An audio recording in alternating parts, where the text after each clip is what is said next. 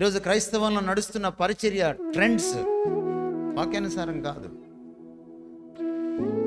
లేకపోతే ప్రభు దగ్గర నిలబడి, ఇదిగో ప్రభు నీకోసం బహిరంగ సభలు పెట్టానంటే, నేను అడిగాను నిన్ను పెట్టమని అని అడిగితే ఏం చెప్తారు మీరు?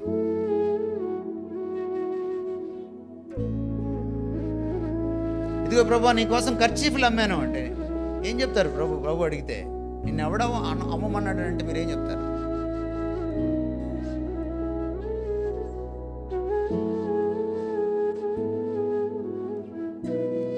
దర్శనం లేని, సొంత అజెండాతో కూడిన, స్వార్థంతో కూడిన, వ్యాపార దృష్టితో కూడిన పరిచర్య జరుగుతోంది. గుడ్డెద్దు చేలోబడ్డ చందంలో కన్ను మిన్ను కానకుండా మనం పరిగెడుతున్నాం, లైక్ ఎ ర్యాట్ రేస్. కానీ ఫలితం శూన్యం. ప్రభువుకి ఇష్టమైంది ఏం జరగట్లేదు.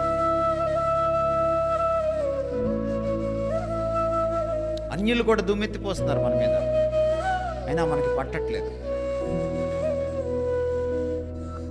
ఈరోజు అన్య ఛానల్స్లో వాళ్ళ కామెడీ ప్రోగ్రామ్స్లో పాస్టర్లు ఇతివృత్తమయ్యారు, అయినా మనకి ఏమీ కుట్టినట్టుగా కూడా లేదు.